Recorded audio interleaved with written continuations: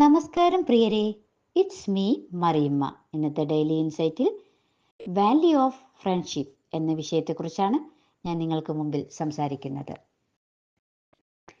നോക്കൂ, നമ്മളെല്ലാവരും ഫ്രണ്ട്സാണ്, അല്ലേ?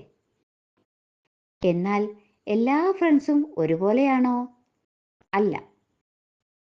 എന്നാൽ എല്ലാ ഫ്രണ്ട്സിനോടും നമ്മൾ ഒരേ കാര്യങ്ങൾ പറയാറുണ്ടോ? ഒരുപോലെയാണോ നമ്മൾ എല്ലാ കാര്യങ്ങളും പറയുന്നത്? എന്നാൽ അതും അല്ല.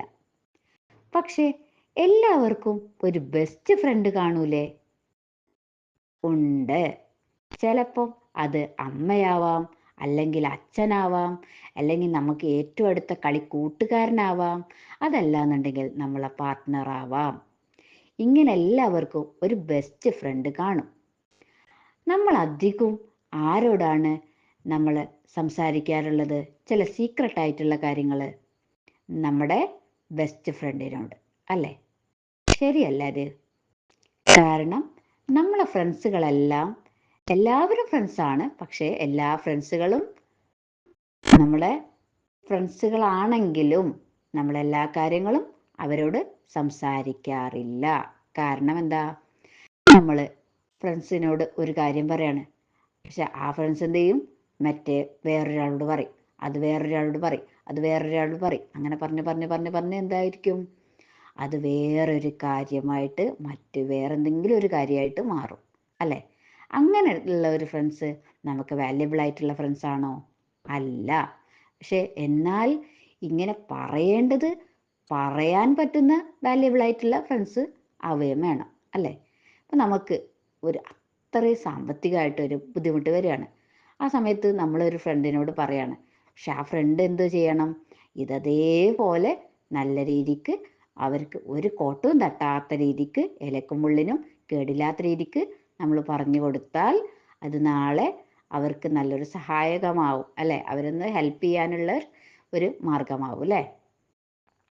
അതുപോലെ നമുക്ക് വാല്യബിൾ ആയിട്ടുള്ള ഫ്രണ്ട്സ് എന്ന് പറയുന്നത് നമ്മൾ ഏത് സമയം വരുമ്പോഴാണ് നമുക്ക് എന്തെങ്കിലും പ്രയാസം വരുന്ന കാലഘട്ടത്തിലാണ് നമുക്ക് നമ്മുടെ ഫ്രണ്ട്സിൻ്റെ വില മനസ്സിലാവുന്നത്. അമ്മ, അച്ഛൻ, ഇവരോടെല്ലാവരോടും നമ്മൾ എല്ലാ കാര്യങ്ങളും തുറന്നു പറയോ? ഇല്ല. നമ്മൾ പേഴ്സണലായിട്ടുള്ള ചില കാര്യങ്ങൾ നമുക്ക് ഫ്രണ്ട്സിനോട് മാത്രമേ തുറന്നു പറയാൻ പറ്റുള്ളൂ. ചില കാര്യങ്ങൾ നമുക്ക് അമ്മേനോടോ അല്ലെങ്കിൽ അച്ഛനോടോ തുറന്നു പറയാം, അല്ലേ? അധികം ആരോടാണ് നമ്മൾ തുറന്നു പറയാം? അമ്മേനോട്, അല്ലേ? അപ്പോൾ അങ്ങനെ അത്തരം രീതിയിലുള്ള കാര്യങ്ങളൊക്കെ നമ്മൾ തുറന്നു പറയണമെങ്കിൽ നമുക്ക് എന്ത് വേണം? നമുക്ക് വലിയൊരു ഫ്രണ്ട്ഷിപ്പ് വേണം, അല്ലേ? വാല്യബിൾ ആയിട്ടുള്ള ഒരു ഫ്രണ്ട്ഷിപ്പ് വേണം. ആ ഫ്രണ്ട്ഷിപ്പ് എന്ന് പറയുന്നത് നമ്മുടെ കൂടെ നമ്മളെ സഹായിക്കാനും നമ്മളുടെ കൂടെ എല്ലാ പ്രശ്നത്തിനും പരിഹാരം കണ്ടെത്താനും നല്ല വാല്യബിൾ ആയിട്ടുള്ള, അവരെ കണ്ട് നമ്മൾ മനസ്സിലാക്കുന്ന, അവരുടെ എല്ലാ കാര്യങ്ങളും നല്ലൊരു കൂട്ടുകെട്ടായിട്ടുള്ള നല്ലൊരു ഫ്രണ്ട്ഷിപ്പിനെയാണ് നമുക്ക് വേണ്ടത്, അല്ലേ? അത്തരത്തിലുള്ള ഫ്രണ്ട്സാണ് എന്തെന്ന് പറയുന്നത് വാല്യബിൾ ആയിട്ടുള്ള ഫ്രണ്ട്ഷിപ്പ് എന്ന് പറയുന്നത്. നോക്കൂ, നമ്മളൊരു വലിയൊരു പ്രശ്നത്തിൽ അകപ്പെട്ടുകൊണ്ടിരിക്കുക.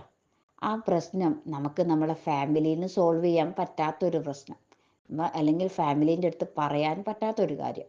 അത് നമ്മൾ ആദ്യം ആരോടാ പറയാ?